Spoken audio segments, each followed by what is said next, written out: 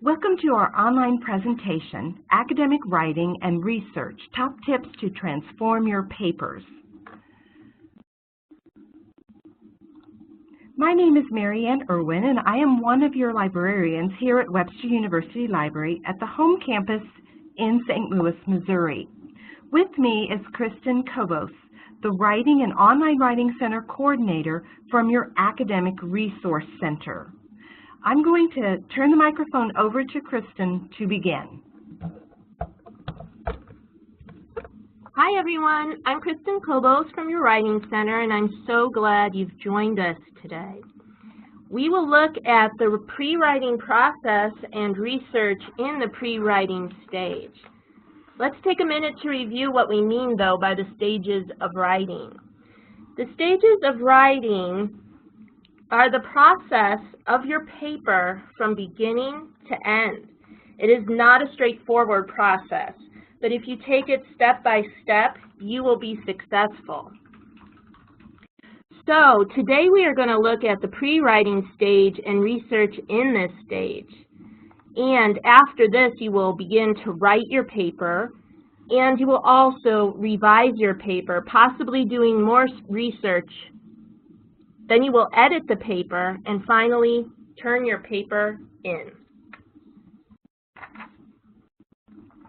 So our first tip for you is basically to just get started. This sounds really simple, but actually it's difficult for many students. It begins with topic selection and brainstorming. You have to use what you are given and what you already know to help you.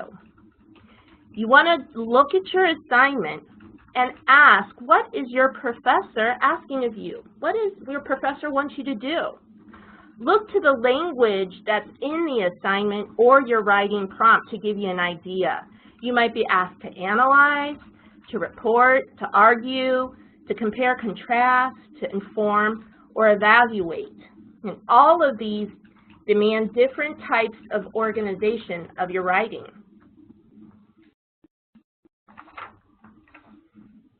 Okay, you should double check not only the assignment, but also read thoroughly all handouts.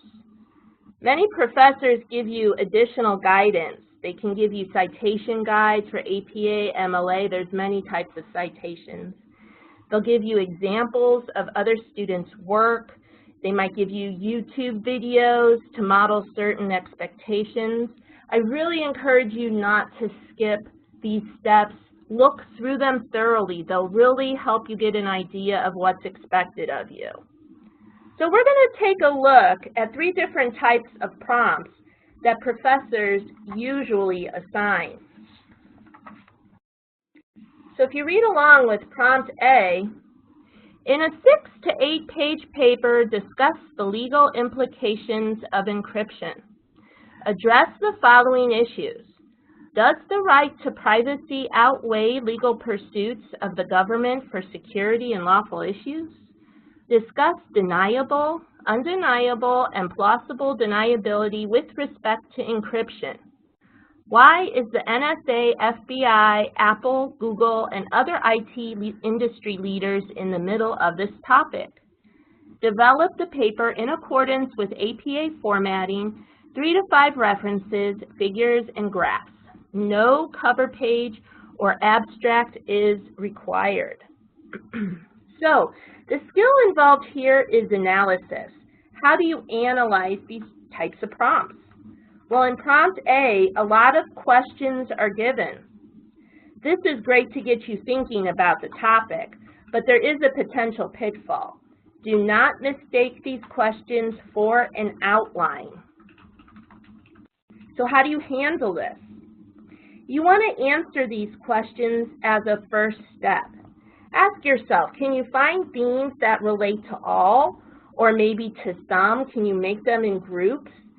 These are the themes that will help you formulate your thesis. So let's look at another example of a different type of prompt. Prompt B. In a 6 to 8 page paper, describe the digital path of an encrypted email from a home LAN over public networks to include wireless to its final destination on a mobile device. Discuss points of vulnerability to include potential attacks for the data transmission. Okay, so in this prompt, you're given some idea for the organization of your paper. The organization could be chronological, taking it from beginning to end, or it could describe a method, taking it step by step. So the potential pitfall here is that there are no reflection questions given. So you are the one who has to do the reflection on your own. Be sure to cover this topic in depth. How do you handle this? Well, do an initial outline describing the steps. An overall theme is given to you in this prompt, and that's points of vulnerability. So be sure to refer back to that throughout the paper. If we look at prompt A and prompt B, we can see that they're opposites. Prompt A gives you a reflection, and there are reflection questions, but not an outline or interrelated themes. Prompt B gives you the skeleton for an outline and a theme, but there are no questions to probe more deeply. The third type of prompt you usually see in your classes is like prompt C. Write a 6 to 8 page paper on a current issue on privacy rights. This kind of prompt gives you complete freedom, and that's a good thing. However, it also requires a lot of decision making. The skill required is knowing how to narrow a topic effectively. So how do you handle this? Well, this topic can be seen through multiple lenses. It can be seen through business, through international relations, law, communications. So you really have to choose a framework to start. For the sake of this webinar, let's just choose business, and we'll look at privacy rights through the lens of business. And I'm going to take you through the process of how I would narrow this topic. Okay, so tip 2, narrow your topic. And you definitely don't want to accept a topic as is. First, you have to ask yourself, how does this topic relate to my class and my coursework? How does it relate to readings and the theories presented in class? And I always start with a general search in Google just to see what's out there. You can use the regular Google just to familiarize yourself with a topic, and once you have a narrow topic, then you might want to use Google Scholar. Okay, so we're going to walk you through this process. I would type in my main idea into the search box, privacy rights in business topics. I want you to notice the drop-down menu because it's a great place to get additional search terms that are related to your topic. Using varied search terms will provide expanded results and give you more inspiration. Sometimes you'll see that Wikipedia pops up first, and there's always a debate. Is it good? Is it bad? Well, I personally think Wikipedia can be very good to familiarize yourself, especially if you don't know much about a topic. But certainly, you don't want to cite it in your paper. You want to only use scholarly articles, peer-reviewed sources. So you have to be careful because anyone can contribute to Wikipedia. Okay, so if you see what comes up first in our search, it's Privacy Today, a review of current issues, privacy rights. I like the look of this choice because of the phrase current issues, but be aware of the date. It says current, but really if you look closely, it says March 1st, 2001. You'll see that date under the green link. So it might be a good place to start for general ideas, but certainly things have changed between 2001 and 2019. But I'm going to check it out anyway. All right, so we see a list of topics come up, and I like the list because a lot of these topics are still current issues in 2019. So I'm simply going to use this for inspiration, and I'm drawn to big data. It's important that you rely on your own interests at this stage. You want to use your intuition and pick something you like that has a lot of information about it. And the best advice I can give you is to simply make a decision. This is very hard because some people tend to get caught up in this stage and spend way too much time searching and searching for a topic. Okay, so even though I like my choice, I might at this point do another search just to specify 2019 and see if that convinces me of another path to take. Or if I feel good at this point about big data as a main topic, I'll move on and begin to narrow this main topic and develop a thesis. Okay, so at this point, you really need to start thinking about organization. Good organization means being able to take an idea, understand and define where the boundaries of that concept begin and end, then take that concept and make it larger or smaller. And I'm going to first illustrate this with a simple example. I can take the concept of fruit, and I can make that smaller. An apple is a type of fruit, a grape is a type of fruit, an orange, etc. Then you would want to relate that concept to a similar concept. And I can relate it to a similar concept in size. So for example, fruit would be similar to vegetables in the size of a concept. And of course we could break that down. Lettuce is a vegetable, onions, etc., etc. Okay, so you know, that's really easy to do with fruit and vegetables, using those as examples, but we want to be academic, we want to be talking about big data, so how does that work with something like big data?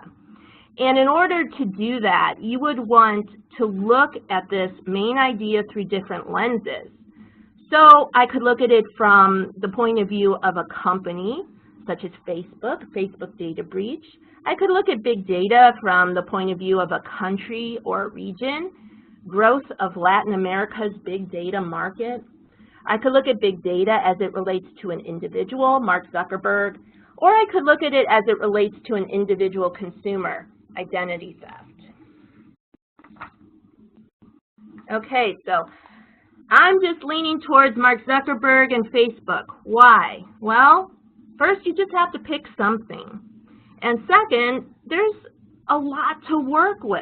It's not too obscure, and I really recommend that if the paper you're working on is not a thesis or a dissertation or your passion area, I would just pick something that you really like that's not too obscure.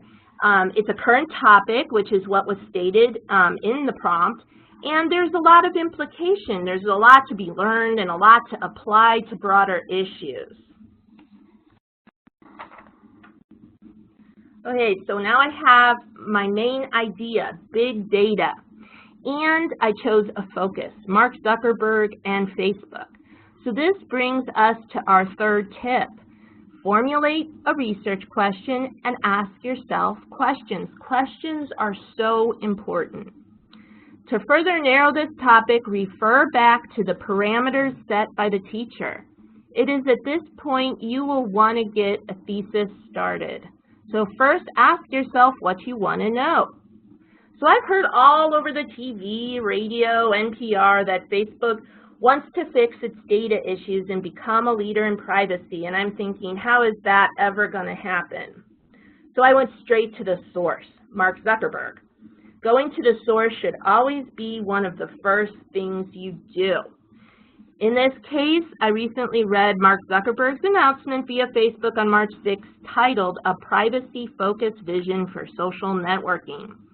And my initial questions after reading this are, how does Facebook plan to go from having a bad reputation where data is concerned to being a leader in privacy? Can people trust him? How would this work? What is Facebook's notion of privacy versus security? How do Facebook and other social media platforms provide privacy for their users now? Okay, so I recommend you doing a search at this point on Socratic questioning. There's a ton of these handouts on the web, and you should use this as a guide to question yourself. So why would we question ourselves? Well, we want to know what it is that we know. And we also want to know what it is that we don't know about this subject. We also need to understand where our biases are and to try to see what other perspectives are out there on our topic. So I wanted to pick 3 of these questions and sort of model how to do this.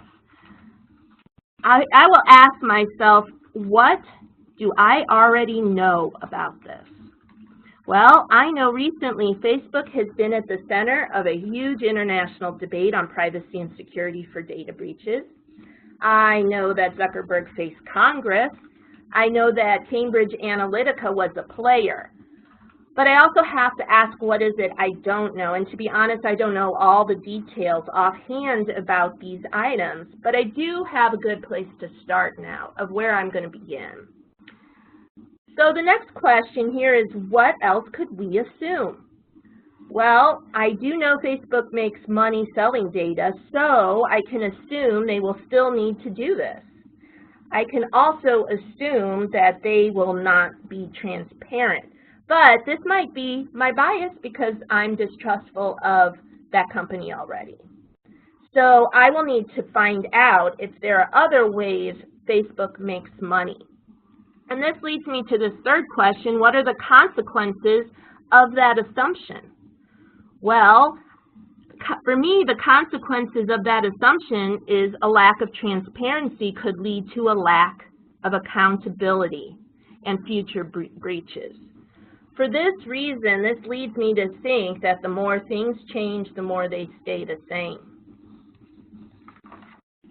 So now I actually have formulated an opinion. And my opinion is debatable. There's going to be people who agree with me, and there might be people who don't agree with me. But at least I have enough now to get a working thesis. So our fourth tip is to use 3 key components in your thesis: the main idea, the argument, and the ideas supporting the argument.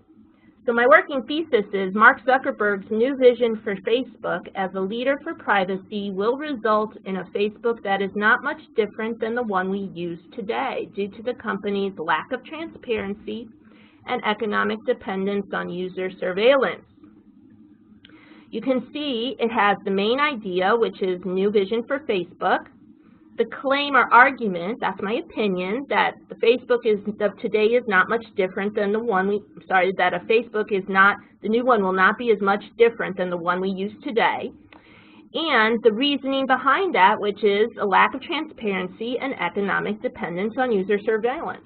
So you have to remember this is just a working thesis, and we can change this at any time based on the research. It's not set in stone.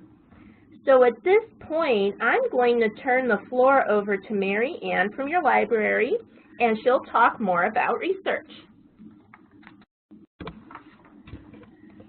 Thank you, Kristen. We are going to pause just for a minute and see if there's any questions for Kristen at this point. Don't see any in the chat box, but it may take a minute, so I'll get started and we will keep monitoring chat. As Kristen pointed out, your pre-writing process may require some library research, or a lot of library research. Kristen reminded you that to get started, look at your assignment so that you understand what your professor expects. Your assignment may help you to understand how much and what types of research you need. In our example, you must write a 6 to 8 page paper on a privacy topic. You need to incorporate and cite 3 to 5 references in the APA citation style. You might need to ask your professor for additional information. For example, what types of information do you need to reference? Are websites okay, or should you use books or periodical articles? Are magazine articles okay, or are scholarly academic journal articles required? For this example, we are going to assume that your instructor wants you to use articles from both business magazines and academic journals. Tip 5 is to find out what others have written about your topic and use those to strengthen your argument. That's why you're going to reference them in your paper. It might help you to write a broad research question to help you focus your thinking. This is not your thesis statement, which is more academic in nature. This is a question to help you kind of start thinking about what do you need to find information on. So we'll use why and how does Mark Zuckerberg hope to change Facebook to better protect the privacy of users? Unlike Google, you must select 2 or 3 keywords or phrases that you might expect to find in articles about your topic. From our research question, I would pick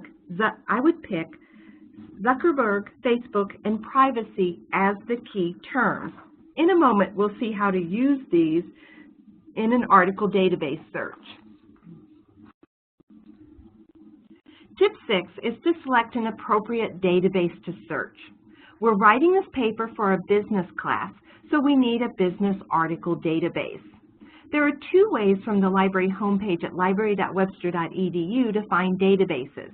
The first is to click the big blue button that reads Articles and Databases. On that page, you'll find a list of databases by subject. Another way to find appropriate databases is by using a research guide. A research guide will list databases, and it may also list tips and tricks for using those databases. If we click the big blue button labeled Research Guide on the library homepage, we can see a list of research guides by academic department. We'll select the Business and Management Research Guide, but notice that there are research guides for most programs or majors. Our research guides have tabs that allow you to link to specific types or formats of information. In this graphic, I've selected the Articles tab.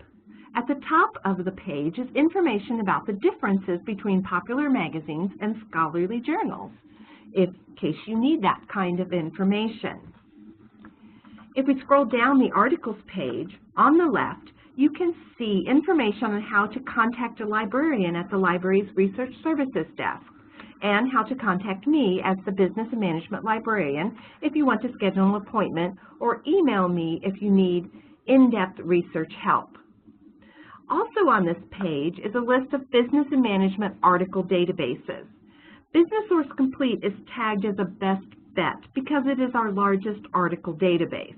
Let's click the database title to access it. You may be prompted to log in or authenticate into the library databases using your last name and your Webster ID number. Most of the library databases, including Business Source Complete, which we see here, open to a search form with search boxes. Enter one search concept or word from your research question on each line or box of the form.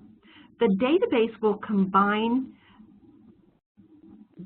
the lines or the words using AND, meaning each of our keywords must be found in the same article record. Our search for Zuckerberg and Facebook and privacy retrieved hundreds of articles. We can use the date slider on the left to limit to more recent articles. In this example, I've limited to articles published in the last 3 years since 2016. This should be a wide enough date range to give me an idea about what has been happening with privacy at Facebook recently, and what may have led Zuckerberg to reevaluate the company's privacy policy. Below the date slider on the left column, notice that I can check a box to limit to the types of articles I want, from newspapers or magazines or business trade publications. However, I don't see that my search has retrieved any journal articles. We'll see how to find those in a minute if your first search does not retrieve what you need. In the middle column, we can see the articles found by our search. If you are still trying to find a narrower focus for your paper, scan through these articles, looking for keywords or subjects that might help you to create another search and focus what you're looking for. Notice the library chat window in the column on the right. Even within library databases, you can find help if you need it. Library chat is available 24/7. Most library databases will help you select, organize, and cite articles. Click on any article title in your search results to see the full record. Here you may find an abstract or summary to help you to decide if the article supports your thesis or your argument. If you want to read the full article, on the left you may see a link to the article full text. This is also a good time to think about organizing your research. From the Tools menu to the right of the article record, you may add the record to a folder so that you may print or email selected records to yourself all at once.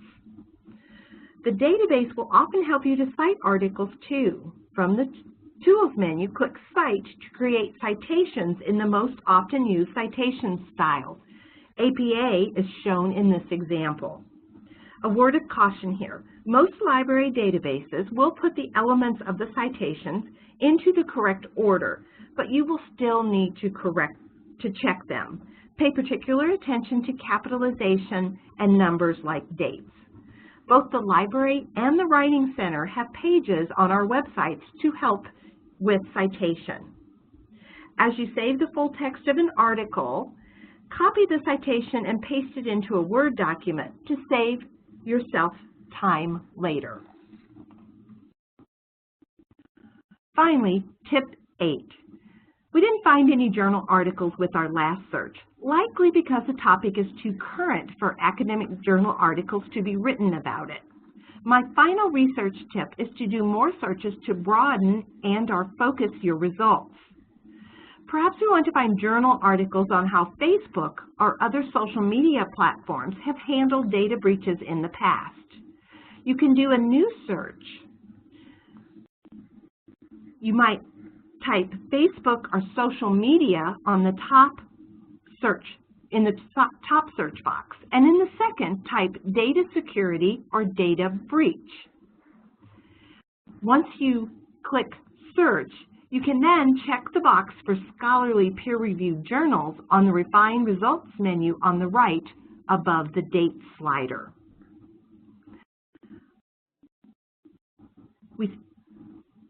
We'll pause now for just a few seconds to see if there are any questions about the research process. If you haven't already, please type your question into the chat box. I'm going to turn it over to Kristen for some final writing tips. Hello again, and at this point in the pre-writing stage, we would want to start thinking about our outline. But for the sake of this presentation, we're not going to go into outlines because of the time constraints. But I did want to give you some language advice before we left. So for tip number 9, writing the body, think about audience and think about the type of words other academics use. So first, let's think about audience. Audience shapes the language choices you make. Audience influences decisions about what to include or not include in your paper. Audience also determines specificity, how much your audience needs you to define terms, or how much context to give around an idea. As the writer, you are the expert and interpreter. You're interpreting the information to your audience. And it's really important to remember that your professor is not the sole member of your audience. A lot of us write papers as if we're only talking to our professor. And we tend to forget that we still need to define terms, we need to explain appropriately, and we need to be specific. We think, well, our professor knows this stuff already, so we don't need to be specific. But actually, you need to think of a larger audience and shape your ideas and words accordingly.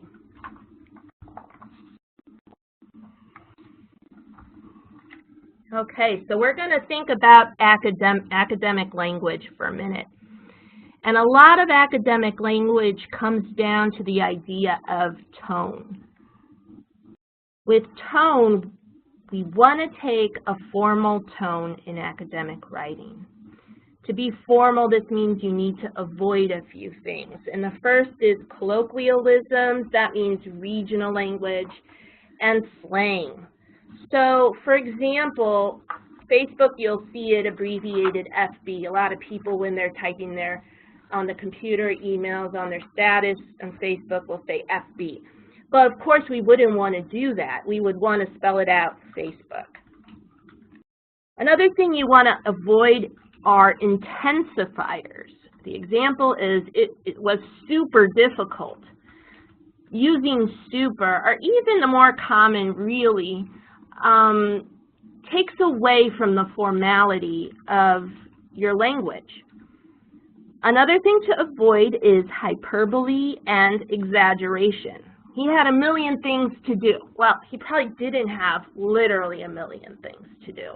So we don't want to exaggerate in our papers. We want to keep it true to form and realistic. Likewise, you don't want to make generalizations, and you want to beware of stereotypes. Always and never, you want to watch out for these words or making these generalizations like all birds have wings. Well, not all birds have wings, and you have to be very precise in academic writing and really know that all birds don't have wings. Some of them don't. So avoid these type of generalizations, avoid stereotypes. You also want to avoid contractions. Can't, shouldn't be used. You should use cannot. You want to not use words like I'm gonna. And you want to say I am going to.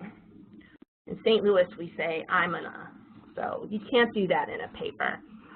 And also rhetorical questions. Now, I will say that technically it's not incorrect to ask a rhetorical question in a paper. However, I would really urge all of you all to write statements and to not ask questions in the middle of a paper. Just make it a statement. It'll make your paper much stronger and much more formal. Okay, so a few other things that I would like to talk to you about with regard to language is jargon. So all in all, jargon could be a good thing or it might be a bad thing. What is jargon? Jargon is discipline-specific language, and you have to be very careful. So for example, in business, you'll see ASAP, which stands for as soon as possible. We wouldn't use something like ASAP in our paper.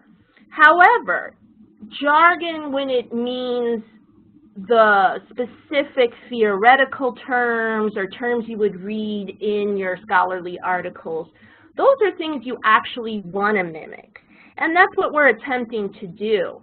We're attempting to mimic the voice you hear in your head when you're reading these sources.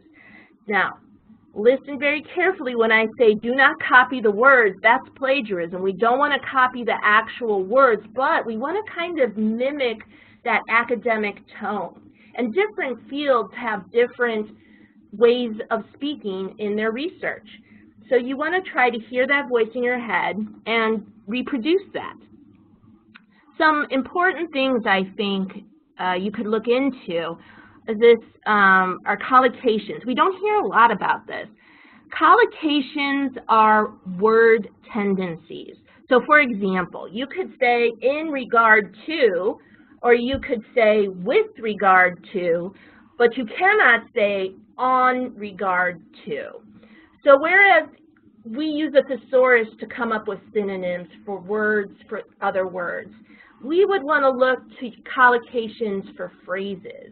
And it's really interesting, and I think if you all look up collocations and specifically do a search on academic collocations, you will see you can get some really nice academic language here.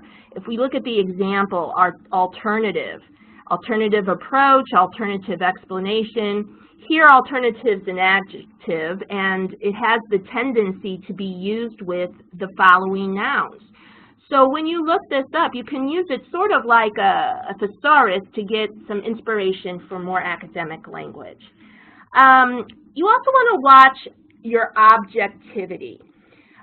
Watch out for using I, which we call first person, or you, which is the second person. We want to aim for using the third person, which is he, she, it, or a singular noun. And that would be the best way to write in an academic paper. And finally, you want to keep it simple. Don't think that by writing really long, complicated sentences, it's going to sound more academic, because probably you can achieve a stronger language by keeping it simple. And I can't stress that enough. There are fewer places, potential places to go wrong. So this would be our advice for you.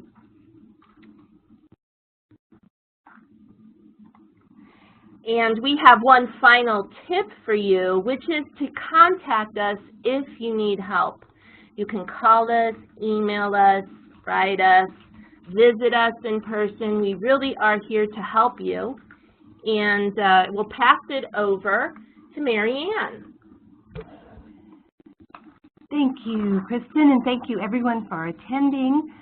We will be sending out the recording to everyone who registered as soon as it's ready, and it might be the middle, or it may take us a little while to get it out to you, but we will do that. Happy researching and writing.